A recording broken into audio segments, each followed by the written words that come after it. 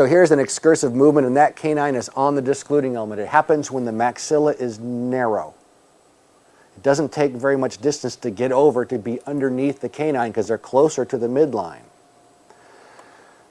As the discluding element extends distally, see the canine is usually, it's not a flat curve where the canine and the lateral and the central are sort of almost lined up. When on a narrow arch, the canines are back a little bit.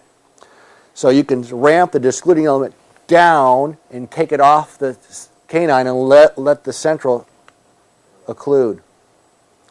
So when that device looks like this, I did that to it. So now when he moves sideways, that canine's not touching anymore. But they can't get to the canine. So the superior view of the lower discluding element gets narrower as it gets more distal. So when it moves sideways, that canine can't touch it. You've made it narrower as it gets more distal. That's a great point. For example, we keep focusing on the canine because us dentists love talking about the canine and the canine rise and all that kind of stuff. I'm talking about the canine because it's messing up point number 1. That's all I'm doing. We had point number 1 when the patient's jaw was centered. When it went sideways, we plugged in the canine circuit, which overrides the incisal circuit every time. I'm just trying to maintain that circuit. So I have to unplug that one. So the concept. This patient came in with this NTI device. Couldn't figure out why their side of their face hurt so bad. Well, move your jaw off to the side a little bit. What a goofy contact that is. This patient never, ever, ever had to do anything like that before they had the device. They could just clench like normal, like they always did.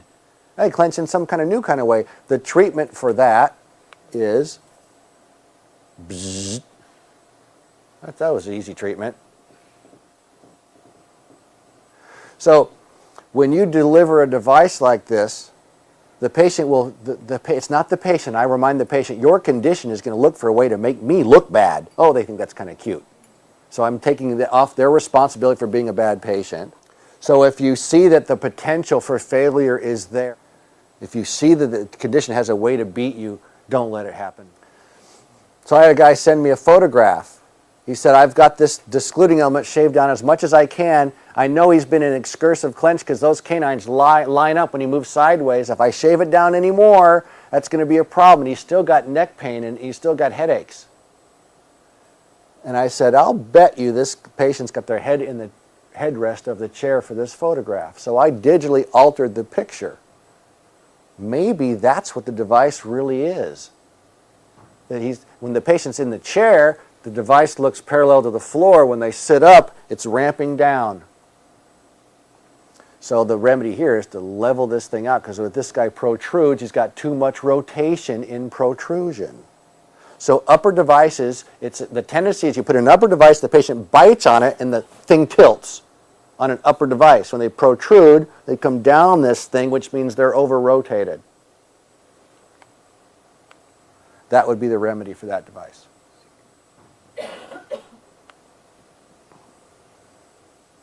That's a deep bite. If you make a lower device and stick it on top of those lower centrals, man, you've got to open up a lot just to do that. So I'm already thinking I'm not going to be making a lower device here. I need to make an upper device with minimal vertical opening posteriorly.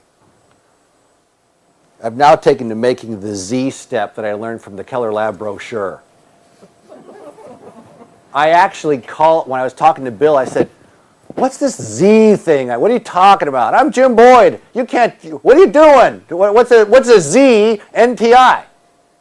He said, well, I thought you knew. Well, I sort of was doing here's how I was doing a step. No, here's what I do. And now I think this is so much easier. I just did this January 9th. That was 9 days ago. First time. I took a picture. I used to shave this thing off entirely and make a real steep ramp. And then I would put a blob of acrylic here. And I'd put 2 cotton rolls way back there. And I'd say bite down on the cotton rolls as the incisors would sink into the blob of acrylic. and then I would sculpt around that and make everything a smooth transition out of the spot that they had bit onto. I made it flush with the surface. This is a lot easier. Right. So there's my daytime device. This thing, when they bite down on it, the labial wall pops out a little bit, so I usually take to cutting this off, and my thermoplastic will then adapt here by itself with the lip. See, I think that looks kind of clunky and kind of weird. If you've seen a clear, colorless, color-made design, that looks pretty nice. That's just, when it turns white and opaque, suddenly they look massive.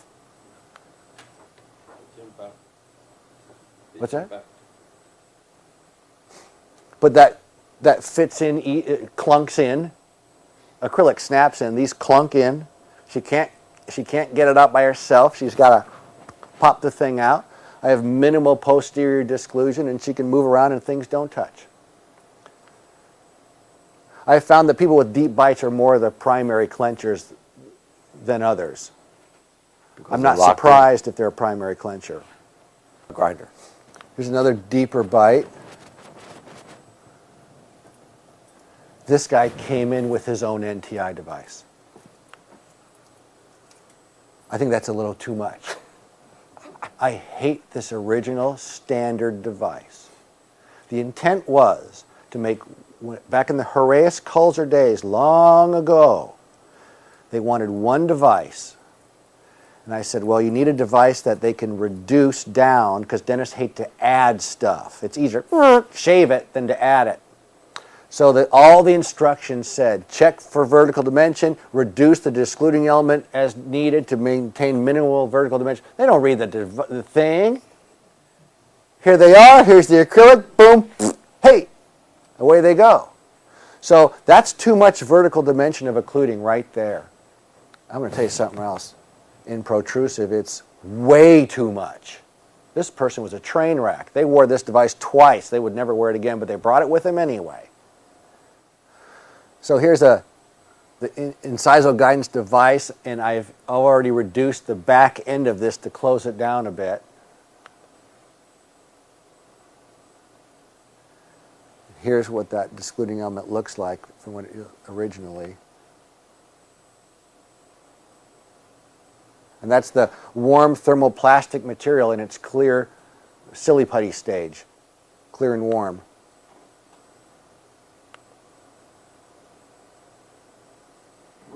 So there's that canine not touching it.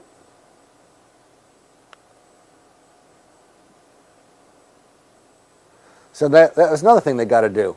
The more open you are, the more translated the condyle is, and the more medial that condyle can go. As you close vertical, you're also closing reducing the distance that they can go laterally. It's kind of a handy trick. I used to do that with upper devices before I figured out to use the lower more often.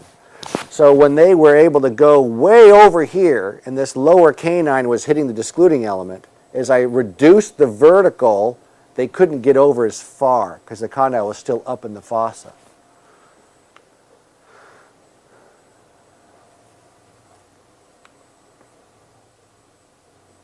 So that's what I see. When I see these two differences, it's less condylar rotation.